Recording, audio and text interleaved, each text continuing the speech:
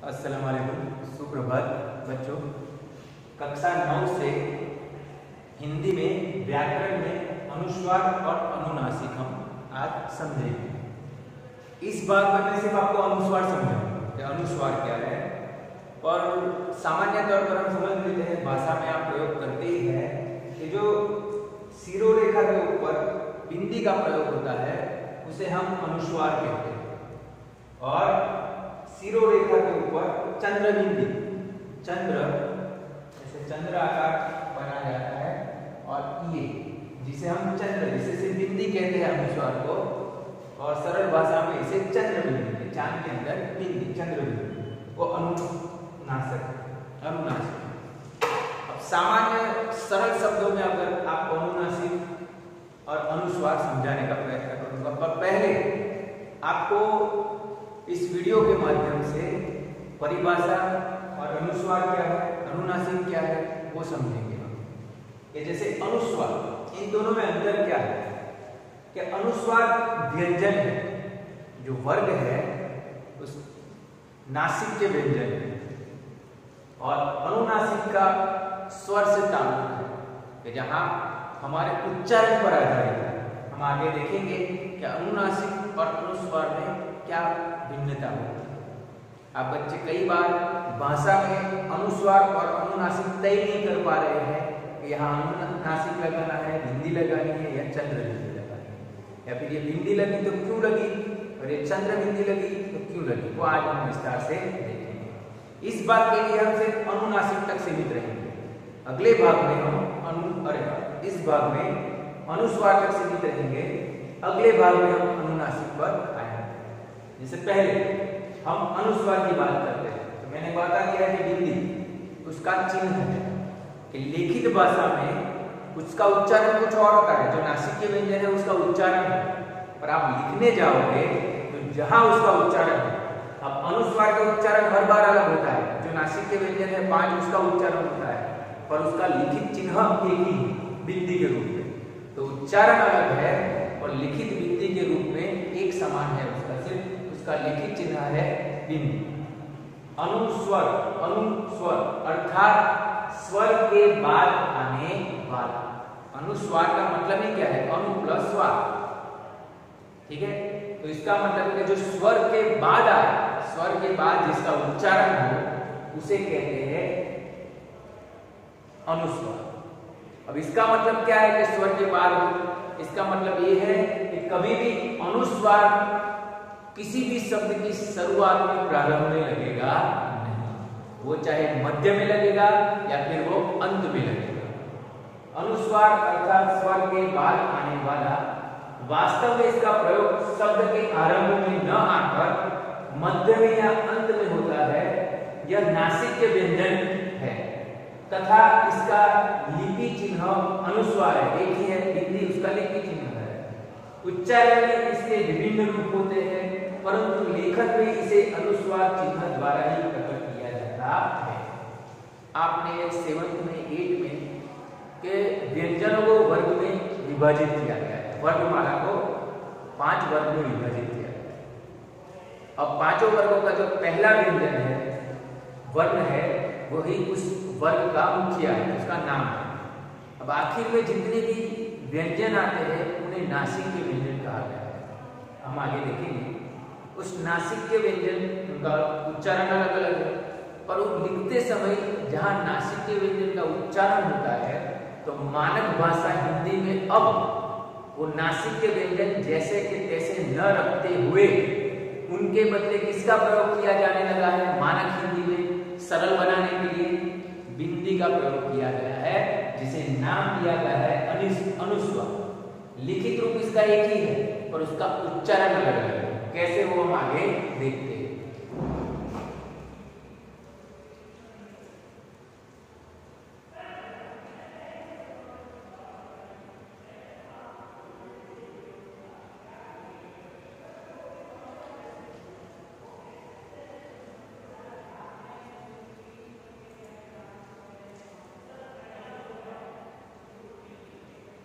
थोड़ा नेट का इश्यू है, और जब तक ये ना हो जाए तब तक आप मुझे सुनिए। कि जैसे अनुस्वार और अनुनासिक में अंतर। हम अंतर पहले यही, आपने सिर्फ अनुस्वार को समझ लिया तभी आपको अनुनासिक और अनुस्वार में अंतर समझ में आ जाएगा। एक शब्द लेता हूं, एक शब्द लिया मैंने चांद। अब हम चांद का उच्चारण करें, आप अपने हिसाब से चांद का उच्चारण करें। आप उच्चारण करेंगे चांद, चांद नहीं कर रहे, चांद न नासिक के व्यंजन है, चांद नहीं कर रहे। तो चंद्रबिंदी नासिक के व्यंजन में नहीं है। चंद्रबिंदी क्या है कि जिस वर्ण को उच्चारित करते समय हवा मुंह से, नाक से निकले और जिस पर भार देकर बोला जाए। चांद मतलब कि स्वर आ को, च को भार देकर नहीं, चा आ। तो जहां जिस स्वर को भार देकर बोला जाए उस स्वर के माथे पर चंद्रबिंदी लगा दी जाती है। अगर मैं अभी यहां इसे बिंदी के तौर पर प्रयोग करता हूं यहां में, तो आप क्या उच्चारण करते हैं? ये तो जैसे बहुत नासिक के व्यंजन है, ठीक है, न म, ठीक है, अण। तो ये न अण न और म ये नासिक के व्यंजन है। तो इसमें से कोई भी एक उच्चारण, चलिए न ले लीजिए, तो चांद चांद चांद, ऐसा हम उच्चारण करते हैं? कभी नहीं। इसीलिए उच्चारण के आधार पर अनुस्वार और अनुनासिक में बहुत सारा अंतर है, वो आपको पहले ध्यान में रखना होगा।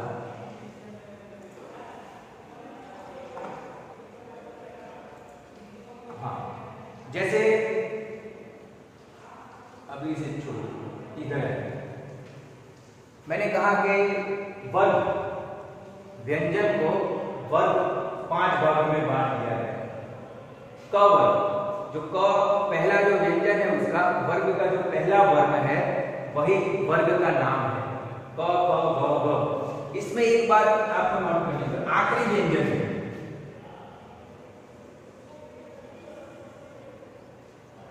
क वर्ग में आखिरी व्यंजन कौन सा है? ये ड जैसा लगता है पर ड नहीं है। यहाँ क्या है? बिंदी है। तो जहां बिंदी है वो नासिक के व्यंजन है जिसका उच्चारण होता है न। जैसे हम बोलते गंगा, तो पहले गंगा कैसे लिखा जाता था?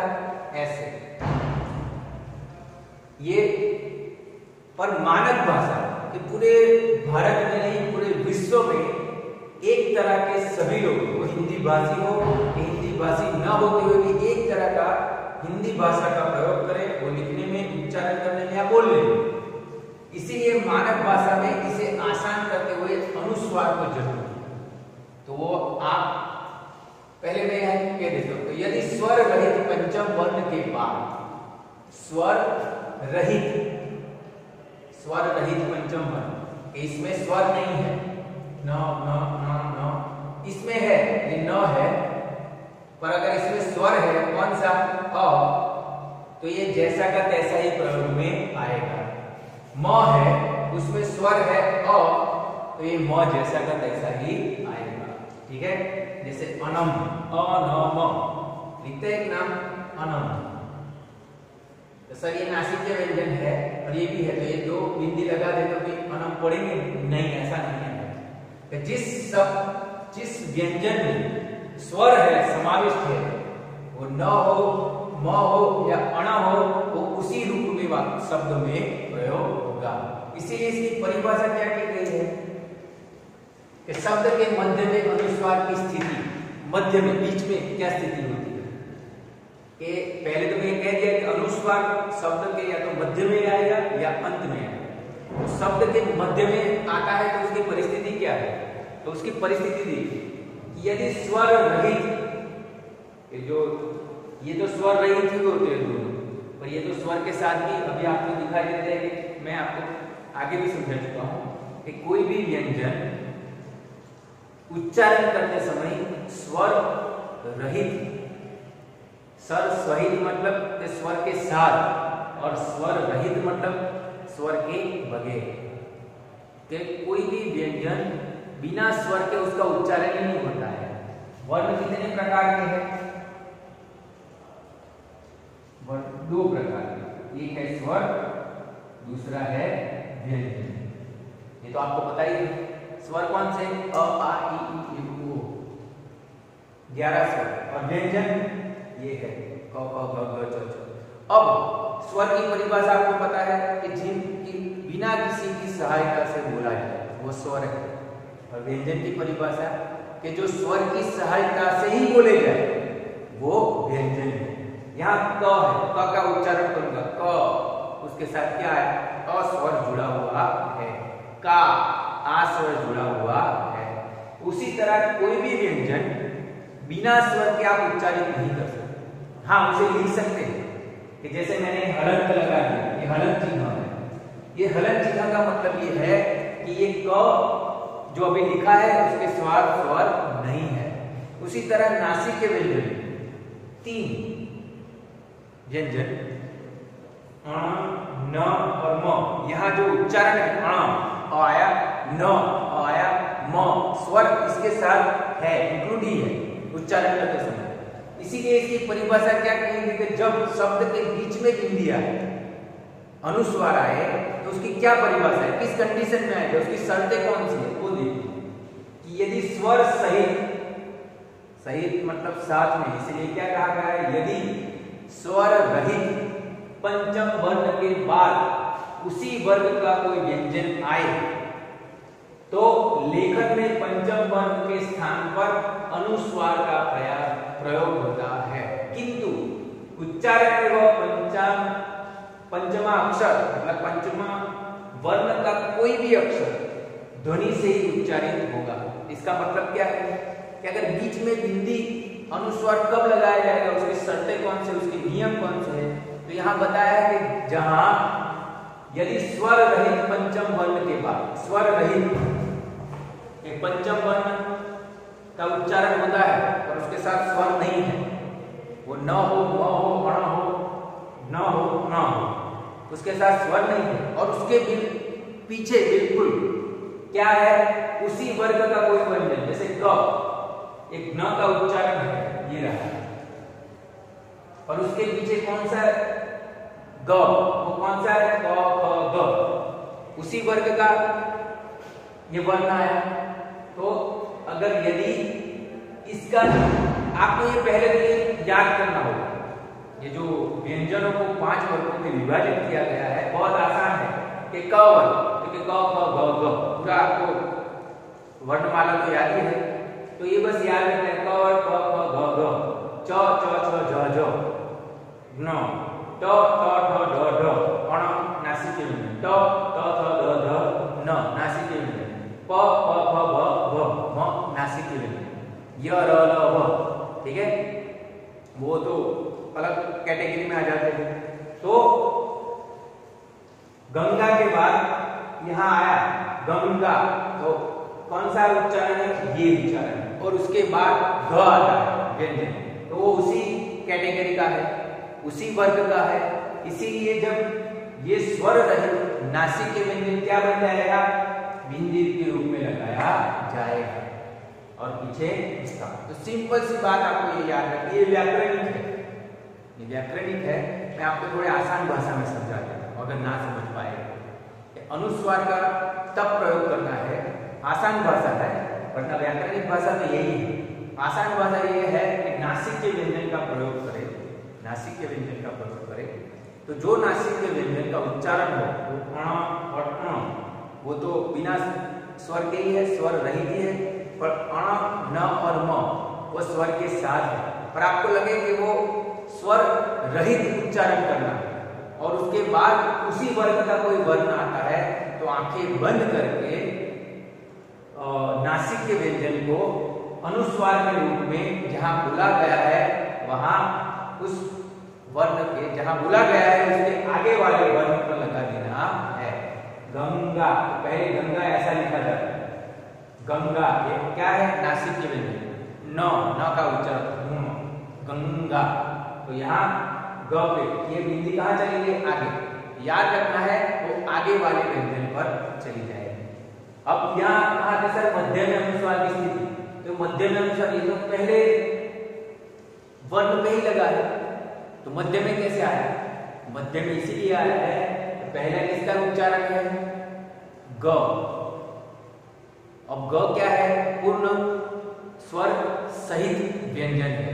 तो ग, इसको मैं अगर वर्ण विच्छेद करूं तो ग, अ, फिर क्या है? चंद्रबिंदु को कहां? यहां लगाऊंगा, पर ये आसान क्या करूंगा, यहां बिंदी इसी पे लगा दूंगा, फिर ग और आ। तो पहले दो क्या है? ग और स्वर अ, इसीलिए वो कहां गया? मध्य में गया। जब वर्ण विच्छेद करते हैं तो कंफ्यूजन मत करना कि सर ये तो पहला ही बिंदी है अनुस्वार, आपने मध्य में क्यों कहा? मध्य में इसलिए कहा कि जब वर्ण विच्छेद करते हैं तो पहले वर्ण व्यंजन या स्वर हो, उसके बाद जो हो उस पर वो लगता है। मैं आशा करता हूं आप समझे होंगे। फिर से एक आसान बात फिर से आपको प्रयत्न करता हूं, मैं समझाऊं।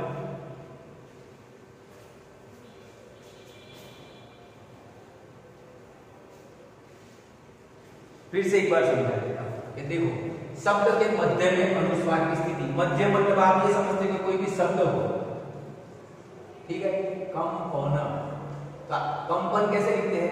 कम, यहां आप बिंदी लगाएंगे, यहां लगाएंगे, यहां लगाएंगे और यहां लगाएंगे, यहां लगाएंगे। कपन, कपन कोई अर्थ नहीं निकलता, बिंदी आपने यहां लगाई, बराबर है? तो कि सर ये तो व्यंजन के सर पे, शब्द की शुरुआत में लग गया है, तो फिर आप मध्य में क्यों बोल रहे हैं?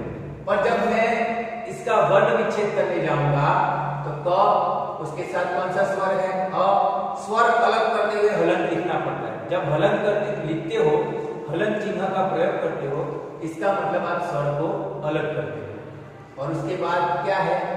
न। ये कौन सा न? ये है नासिक व्यंजन न। यहाँ न अधूरा है, न नासिक व्यंजन कैसा है? स्वर रहित, इसीलिए वो यहां लगाएगा।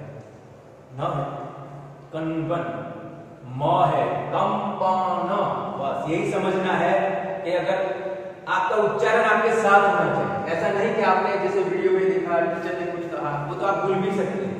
आप जब याद रखोगे,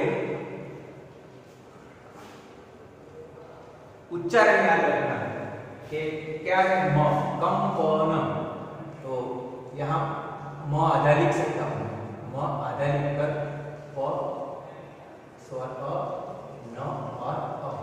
अब ये ना करते हुए मैं क्या करूंगा उसे आसान, कि जैसे कई बच्चों को वर्ण विच्छेद में अनुस्वार या अनुनासिक कहां लगा, कंफ्यूजन रहता है। इसलिए मैंने कहा कि जिस पर वो लगा है उसके स्वर पर ही लगा, ये यहां निकालकर इसी पे लगा। तो ये अब कहां आ गया? मध्य में आ गया। पहला क्या है? ये है, बाकी ये है, ये मध्य में है। तो इसी तरह इसे हम मध्य में कहते हैं। अब कि यदि स्वर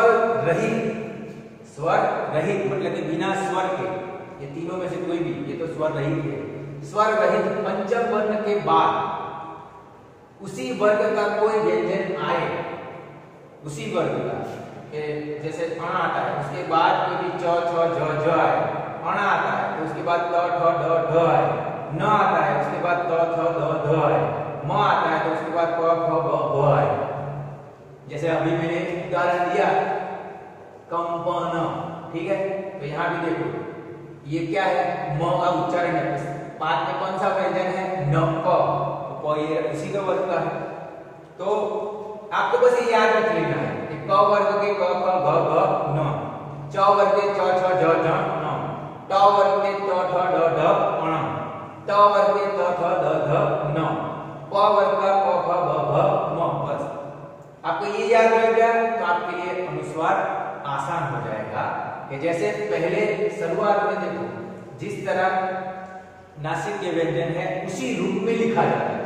गंगा, चंचल, पंडित, दंत और पंप। आज भी कई पुरानी किताबों में उठाकर देखो तो दंत ऐसा लिखा मिलेगा, पंप ऐसा मिलेगा। पर मानक हिंदी का जब उद्भव हुआ, आसान बनाने के लिए ये सारे नासिक के व्यंजन को अनुस्वार की लिपिक चिन्ह दे दिया गया कि चिन्ह एक ही है, उच्चारण सबका अलग है। तो गंगा, चंचल, पंडित, दंत और पंप। तो अब समझ में आया होगा आपको अगर फिर भी नहीं समझ में आया तो आप मैसेज करना, मैं इसी को थोड़ी आसान भाषा में इसका सहारा ना लेते हुए फिर से एक बार समझाने का प्रयत्न करूं।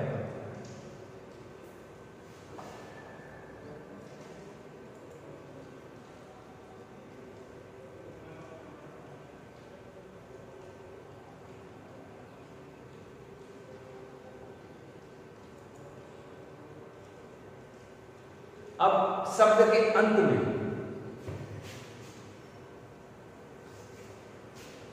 क्या लिखा है कि शब्द के अंत में अनुस्वार की स्थिति, कि अनुस्वार की क्या स्थिति होती है, कि शब्दांत म अनुस्वार के रूप में लिखा जाता है, जैसे स्वयं, अहम आदि। कौन सा से म, स्वयं, तो स्वयं हम ऐसे भी लिखते हैं, स्वयं। शुरुआत में स्वयं को ऐसे लिखा जाता है, अहम ऐसे लिखा जाता है, ऐसे भी लिखा जाता है, पर ये म को कहां ले गए, यहां, म को कहां ले गए, यहां, ठीक है, अनुस्वार के रूप में। तो शब्द के अंत में, मध्य में तो हमने देखा, अब अंत में दो शब्द हो, दो ही शब्द, अंत, जैसे ये लिखा है अंत, ठीक है, तो यहाँ न है, न है, तो ये तो दो ही शब्द है, तो मध्य कौन सा है, बस इसी के मध्य, और तो पर भी अनुस्वार आए दिया है तो मध्य। तो शब्द के अंत में अनुस्वार की स्थिति, तो ये जो स्थिति है वो मध्य में है और ये स्थिति है वो अंत में है। स्वयं, अहम और शब्दांत म, नासिक के व्यंजन कौन सा, सिर्फ म का उच्चारण होता है अंत में। अनुस्वार किन स्थितियों में नहीं लगाया जाता, अनुस्वार किन स्थितियों में नहीं लगाया जाता है, वो जिन शब्दों में भिन्न भिन्न नासिक व्यंजन एक साथ प्रयोग होते हैं या पंचमाक्षर तृतीय रूप में प्रयोग होता है, वहां अनुस्वार का प्रयोग नहीं होता। जैसे कुछ संस्कृत शब्द है तो जैसे के तैसे प्रयोग किए जाते हैं, वाग्मय, चिन्मय, जन्म, संपन्न, उन्नति, उन्मक, सम्मान, उम्मीद आदि। पहले एक बात बता कि पहला है कि जहां नासिक के व्यंजन, एक से ज्यादा नासिक के व्यंजन है, एक से ज्यादा नासिक के व्यंजन है, जो संस्कृत भाषा में उस समय लिखे गए थे, उसे वैसे ही रूप में हमने पढ़ा है कि संस्कृत भाषा के बहुत सारे शब्द जैसे के तैसे प्रयोग किए जाते हैं। अब तो जो एक से ज्यादा नासिक के व्यंजन हो तो वो मूल रूप में लिखे जाएंगे, वाग्मय। उसी तरह एक ही नासिक के व्यंजन दो बार प्रयोग होता है, जैसे उन्नति, उन्नति, इसमें उ प्लस न प्लस न और तो हलंत, स्वर के नीचे हलंत नहीं लगता, इतना याद रखना, स्वर के नीचे हलंत लगता नहीं है। तो उन्नति, तो यहाँ नासिक के व्यंजन न आया और न भी वही है, नासिक के व्यंजन भी है। तो जैसे दो नासिक के व्यंजन, यहाँ न है और म भी नासिक के व्यंजन है, न है और म भी नासिक के व्यंजन है, म है और म भी नासिक के व्यंजन है, कि जहाँ दो अलग अलग नासिक के व्यंजन या दो एक समान नासिक के व्यंजन का साथ में प्रयोग होता है, तो वो मूल उसके रूप में प्रयोग किया जाएगा। कौन से, न, ये जो मूल रूप है उसका, न, म और न, इसके रूप में ही प्रयोग किया जाएगा। आज ज्यादा न समझाते हुए एक बार आपको देख लेना, किताब में एक बार अनुस्वार को पढ़ लेना।